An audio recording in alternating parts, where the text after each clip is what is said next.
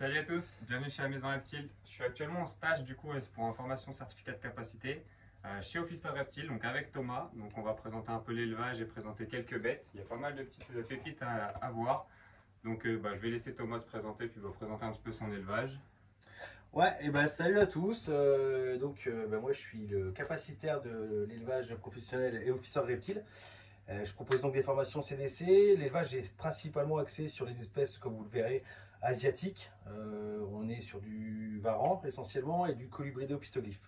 Voilà, essentiellement de l'Asie, mais comme tout passionné qui se respecte, forcément, on dévie un petit peu. Il y a un petit peu de tout et des espèces qui sortent un peu de ce qu'on s'est fixé comme ligne de conduite. Voilà, donc je vous laisse avec Alexis qui va vous présenter toutes les espèces. Moi, je ne vais pas être toujours devant la caméra et on se retrouve un peu plus tard. Allez, c'est parti!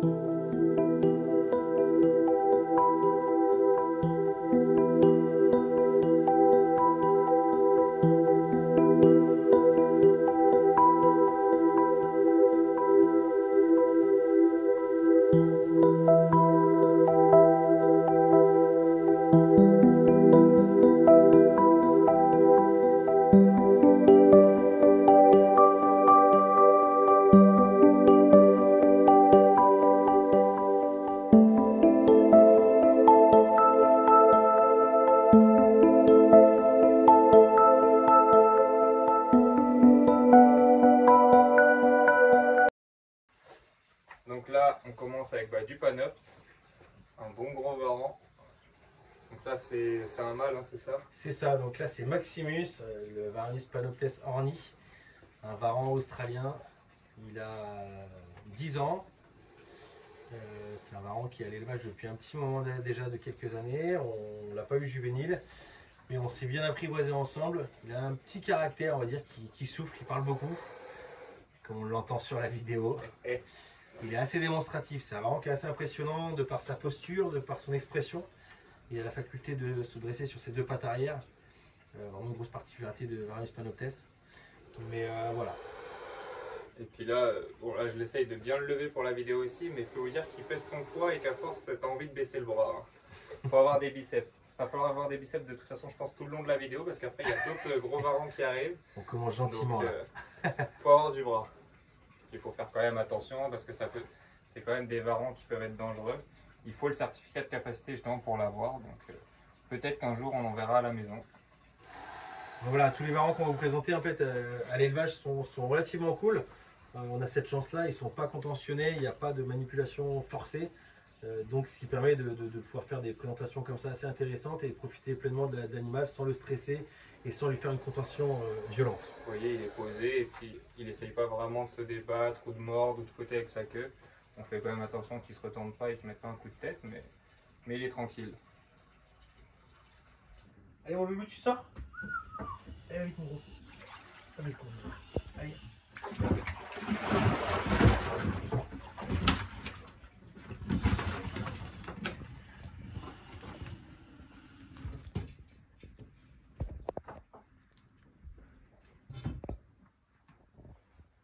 Voilà, je vous présente ici Loulou. Donc Loulou Palosuchus palpebrosus. C'est un mâle qui a 15 ans. Il partage sa vie depuis tout petit avec moi. Il est originaire de Guyane. C'est un spécimen qui a été prélevé dans la nature quand il était tout petit. Et voilà, donc maintenant c'est un animal qu'on retrouve de plus en plus, on va dire, en captivité, parce que c'est un caïman, le plus petit caïman qui existe. Et on espère avoir une femelle pour Loulou, puisqu'il a maintenant atteint sa maturité sexuelle. Donc on espère pouvoir une femelle rapidement pour assurer la descendance de Loulou. Hein mon gros balame? Bon, il bouge pas beaucoup, hein, il est super calme. Exactement. Allez Loulou.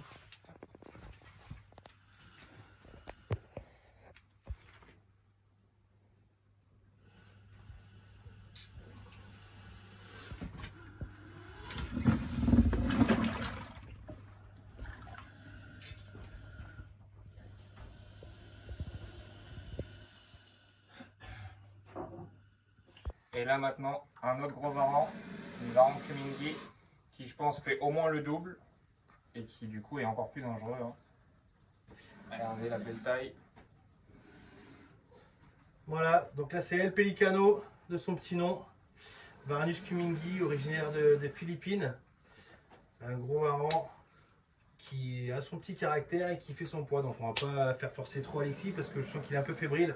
Déjà toute la journée on a fait des manips, donc là c'est un peu... Vous voyez déjà, on utilisait surtout les deux bras. Hein. Et puis on commence à transpirer entre la chaleur de la pièce. Et puis bah, du coup, il faut quand même faire attention.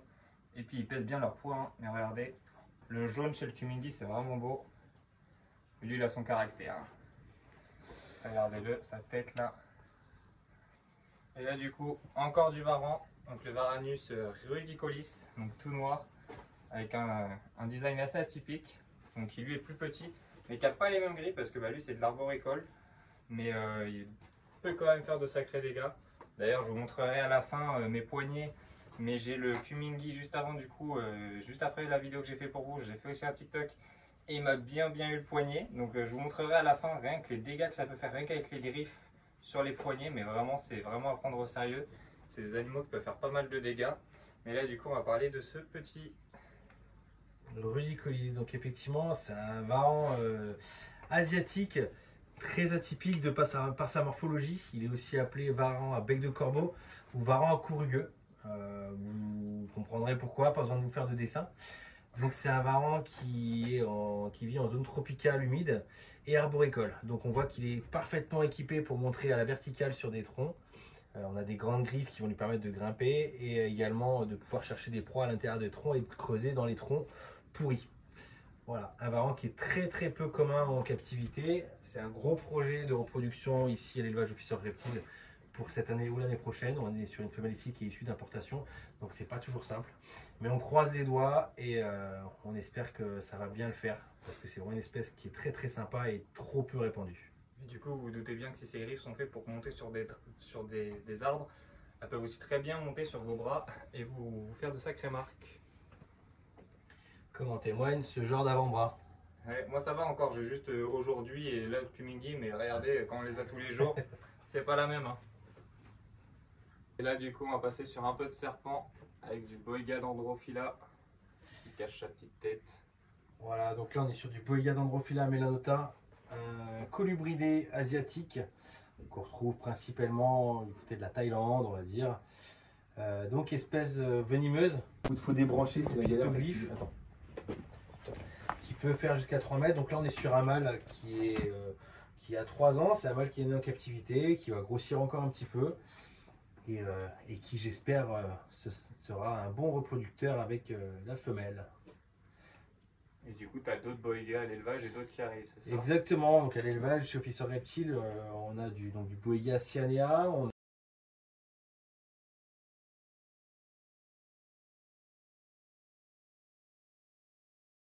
à venir qui sont prévus à l'élevage, qui sont déjà bloqués. Donc voilà, c'est un peu spécialisé Boiga parce que c'est vraiment une espèce que j'affectionne particulièrement de par leur caractère et leur diversité de couleurs et de morphologie. Donc ouais, pas mal de boigas à venir. Et donc là, pour terminer avec les varans, on va terminer avec un tout petit bébé varan niloticus. Il est vraiment tout petit mais super magnifique. Voilà, donc lui c'est la nouvelle recrue, la dernière recrue de l'élevage. Donc Varanus niloticus, un varan africain. Là on est sur un bébé qui doit avoir quoi, 1 mois ou 2 mois approximativement. Là il doit faire, allez quoi, il fait 15-20 cm. Oh oui, pas plus. On est sur un varan qui a une croissance ultra rapide, vraiment très rapide. Du coup là dans 6-7 mois on sera sur un varan qui fera une taille à peu près de 70-80 cm facilement. Il prendra du coup en caractère, en aisance. Pour l'instant il a encore un peu flippé. Mais on sera sur un varan qui est un vrai prédateur parce qu'il est autant à l'aise dans l'eau. On la retrouve bien sur sa queue, la morphologie. La queue qui est triangulaire en forme de pagaie un peu. Sur des griffes qui sont très acérées, qui vont lui permettre également d'être arboricole, de grimper sur des troncs d'arbres verticales ou horizontales, mais tout aussi à l'aise sur la terre, ferme. Donc vous l'aurez compris, c'est un réel prédateur. Du coup, il faudra revenir dans quelques mois pour le voir beaucoup plus grand. Exactement. Et il faut aussi lui trouver un petit nom, donc on compte sur vos suggestions. N'hésitez pas en commentaire, je transmettrai à Thomas et peut-être que ce sera son petit prénom. Regardez les couleurs. On essaie de le maintenir un petit peu sans trop forcer quand même. Mais bon, il faudra éviter qu'il aille par terre et qu'il s'enfuit ou qu'il se blesse. Ouais, parce que cette taille-là, ça va super vite. C'est des sacrés sprinters. Magnifique. Donc là, on est dans une autre partie de ces installations. Et là, on se retrouve avec un couple de Haetula. Donc là, il y a la femelle un peu plus grosse. Vous voyez déjà les couleurs qui sont différentes. Et là, le petit mâle. Voilà, donc là, Haetula prasina, une espèce, comme vous l'aurez deviné, j'imagine, asiatique, puisque chez Officer Reptile, on a essentiellement des espèces asiatiques. Une espèce qui a la particularité d'être saurophage. Alors, saurophage, ça signifie qu'elle se nourrit de lézards et de petits amphibiens. Donc, d'où la difficulté d'élevage pour cette espèce-là. C'est une espèce opistoglyphe, venimeuse, mais on a très peu de risques d'envenimation sur l'homme, et en tout cas, le venin n'a pas d'effet connu, en tout cas pour l'instant, sur l'humain. L'autre particularité, c'est la langue qui reste très statique sur cette espèce, et sa pupille qui, elle, se trouve du coup horizontale, contrairement aux autres serpents, comme vous le verrez. Sa langue, c'est vraiment impressionnant. J'ai essayé de la mettre derrière mon bras pour que vous la voyez vraiment. Elle bouge pas, elle est toute droite. C'est vraiment impressionnant. Et vraiment, ça a des couleurs. Puis vous voyez la différence entre le mâle et la femelle. La femelle a vraiment un damier vert, noir et blanc qui est incroyable. Ouais, alors là, on est sur des spécimens qui ne sont pas adultes, hein, ni l'un ni l'autre. Mais il y a quand même déjà une grosse différence entre le mâle et la femelle. Et effectivement, pour la coloration, en fait, on est sur un spécimen, quand il est calme, totalement vert, qui fait donc d'où son nom de serpent liane, qui fait totalement penser à une liane. Effectivement, on voit sur l'arrière avec le liseré blanc. Et dès lors qu'ils sont un peu menacés ou qu'ils veulent paraître plus impressionnants, bah, ils se gonflent et ils dévoilent cette magnifique coloration qu'on peut apercevoir. Et c'est vraiment de toute beauté, monseigneur. J'en avais jamais vu en vrai ou même rarement sur les réseaux. Et c'est vraiment magnifique. C'est en faisant des stages comme ça avec des espèces qu'on voit très rarement que le problème, on a envie d'avoir ces espèces-là à la maison après. C'est un peu le piège.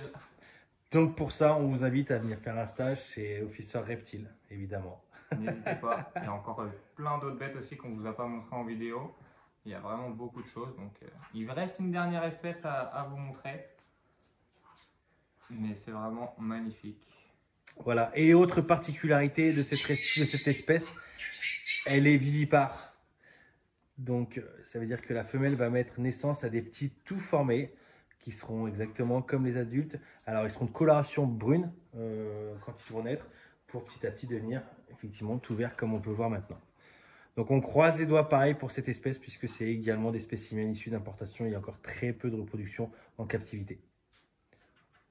Allez, on vous laisse avec ce regard de serpent qui est en train de vous juger. Donc chez Officer Reptile, il y a aussi des amphibiens.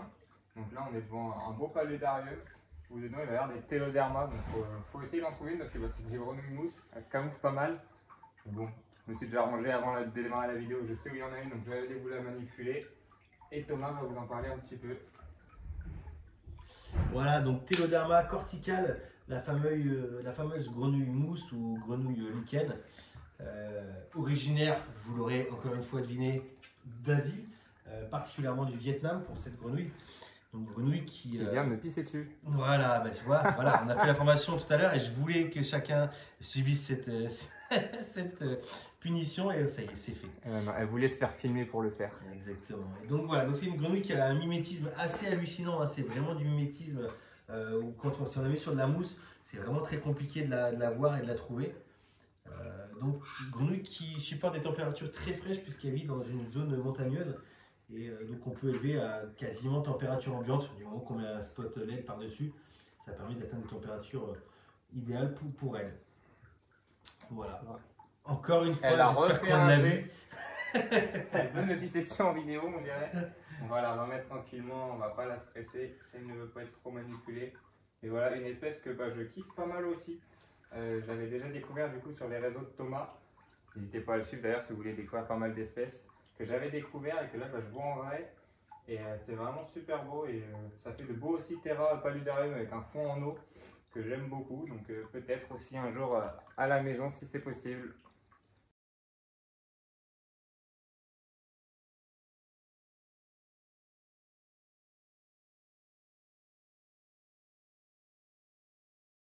Donc voilà, on a fait le tour de pas mal d'espèces qu'il a à l'élevage. Il y en a encore plein d'autres. On ne peut pas tout présenter. Et puis on a présenté surtout les espèces les plus impressionnantes avec des espèces opistoglyphes et du gros varan. Et puis le caïman aussi. Mais il y a encore plein d'autres espèces, plein d'autres varans, plein d'autres serpents, d'autres amphibiens. Il y a plein d'autres choses. Donc n'hésitez pas à le suivre sur les réseaux sociaux, que ce soit Insta, TikTok. Tu as d'autres réseaux, tu as Facebook ou Facebook, ouais, c'est mon Facebook perso. J'essaierai de mettre les liens en description. Sinon, n'hésitez pas à venir le chercher ou me demander en privé, moi, ces réseaux. Je vous transmettrai tout ça. Et surtout, si vous voulez faire comme moi, du coup, des stages pour le certificat de capacité et voir toutes les espèces qui y a ici, n'hésitez pas à le contacter ou à me contacter, je vous renverrai vers lui. Puis, bah, si Thomas, tu as un dernier petit mot à dire. Bah non, je pense que tu as dit beaucoup de choses. En tout cas, voilà, c'est toujours cool de recevoir des stagiaires. Je vais essayer de proposer tous les 2-3 mois des dates de formation, prendre 2 à 3 stagiaires grand maximum pour que ce soit vraiment un peu individualisé. Mais voilà, donc si vous voulez plus de renseignements, n'hésitez pas à me contacter. Et puis bah, sur ce, profitez bien de toutes les espèces et au plaisir de vous rencontrer. Allez, à la Ciao, ciao. prochaine et abonnez-vous.